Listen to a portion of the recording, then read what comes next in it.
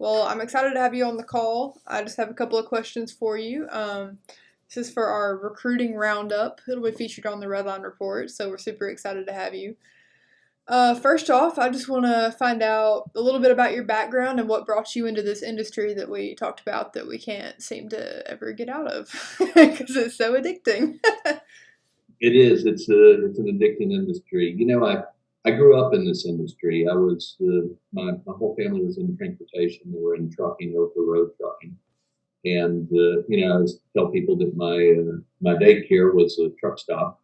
So it gets in your blood. And then after going to university, well, actually during going to the University of Tennessee, started working for an over the road carrier out of Knoxville, Tennessee, and just stayed with it. It was something that I loved, and by the time I graduated, knew that it was my career choice. Yeah. That's it. Can't blame you. Yeah. Like I said, once you get in it, you don't get out. Right. Well, what would you say is the most valuable lesson you've learned from your career in recruiting, if you had to pin it down to just one? Treat everybody with dignity. My philosophy with not just the driver pool or associates in-house, out-of-house, recruiting staff, everybody is show them the love and the dignity that they deserve. This is a tough industry. It's a tough life in a lot of different ways, and to take a moment to show appreciation for everything that everybody does to make this happen in the greatest industry in the world. And sometimes we forget to slow down and say, I really appreciate what you're doing. Right. It kind of ties into, when a recruiter is on a call, a trucker, I feel like, and I think I read this in one of your posts, but they'll respond better if you're not just like, okay, what's your phone number? What's your name? What's your email address? You have like an actual real conversation with them. So, I definitely see what you're saying. Yeah. So I also read and was interested by, and I think in our conversation earlier, we talked about, or last week, I think it was, you talked about recruiters being passionate about their job is like your number one on your list of priorities. So, obviously we know why that is, but can you just speak on that a little bit and how you accomplish that with your team? Sure. It's a couple of things. Anybody that's ever worked with me will hear the same speech that I have two golden rules. Number one is I want you to love your job. I want you to love what you do. I want you to love that you're giving so many men and women an opportunity to do something and to help guide them in the direction of getting to where they want to be. And number two, I want to break every hiring record that company has ever seen. Right. But we're never going to get number two done if you don't get number one. Right. Recruiting it's a very tough job. You're dealing with the multiple personalities on a minute-to-minute basis, or what I call making a new best friend every 8 minutes. Right.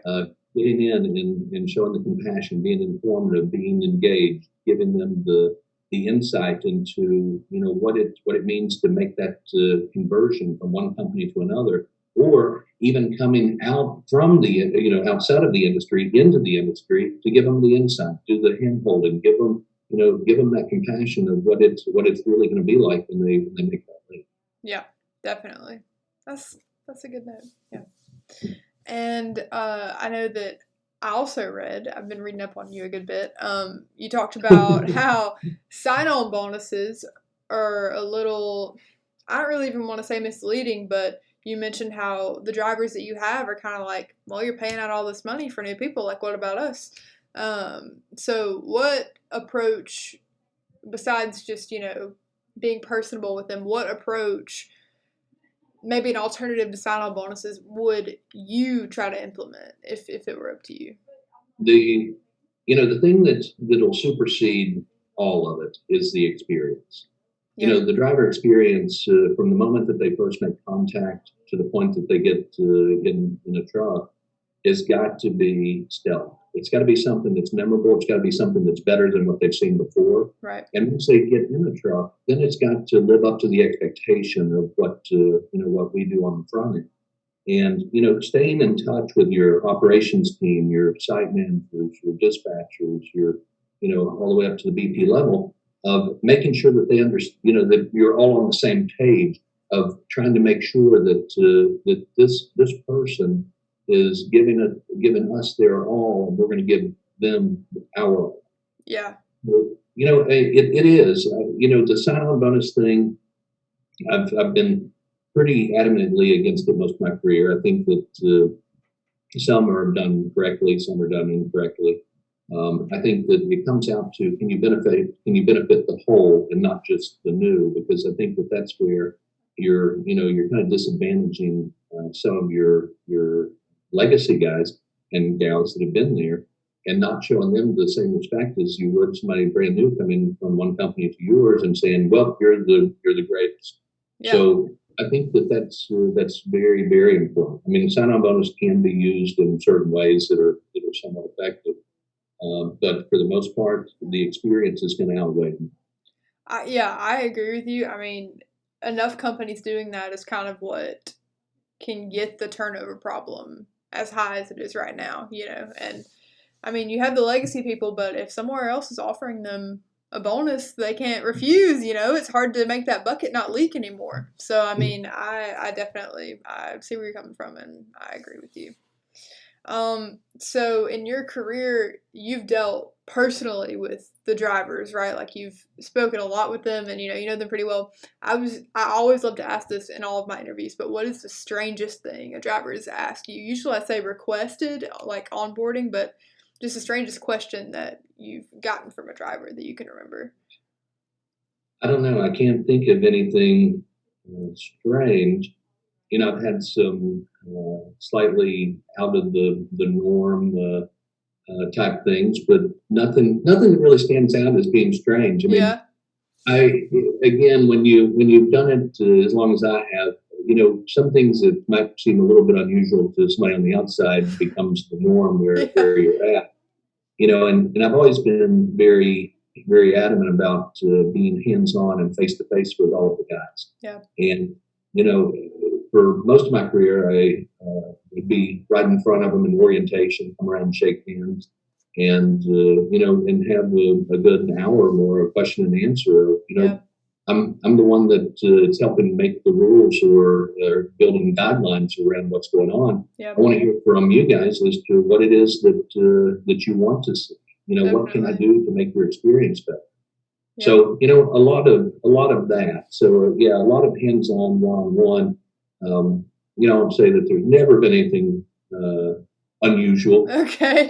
but nothing that really stands out that I go, whoa, wait a minute, that's great. Let me jot that down. Let me write an article about that. Yeah. And kind of to that point, to kind of nail this home, for years, well, I'd say for the first 23 years, I gave out paperwork to all of my guys in orientation, and I direct them to page 4 and tell them, this is me, this is who I am, and this is my cell phone. Right. If you ever have a problem that you can't get answered somewhere else, then call me. Yeah. And in 26 years of doing this, 24 that I handed them out, I'd say I've probably given my cell phone number to probably close to 30,000 drivers. Yeah. And it's funny, I've had plenty of peers that would ask, I mean, that seems lunacy. Your phone ring all the time. Yeah. So actually just the opposite. I kind of get excited when somebody does call me, because it's so rare. It's them knowing got that final parachute, that last option if everything else goes wrong with those confidence. Yeah. Well, I mean, companies are different, right? Company to company. Some companies are easier to get answers from than others, but I'm sure, and I've heard this from other recruiters as well, that drivers are out all night, while most people are asleep. So it's good to have someone that you have their direct line, that you can reach out and talk to them. So that's good to hear. When I've asked other people about their strange encounters, people have said, like, this one guy wanted to check dress code because he wanted to wear his collection of onesies while he was driving a truck. I've heard people want to bring squirrels on trucks. It's mostly animal-related companionship questions that I've heard that people say are strange, but I'm like, I've seen it all. I mean, there are master posts of all these like different animals you've seen at truck stops, so it's not that shocking to me. But Yeah, It's you get the occasional iguana or yeah, boa constrictor or right. one guy that had a half breed wolf, but Mhm. yeah, Yeah. but again, that just becomes the norm. Yeah, you're just used to it. It just rolls off your shoulders. Awesome. Awesome, David. Well, thank you so much for your time. I look forward to doing this again with you sometime soon.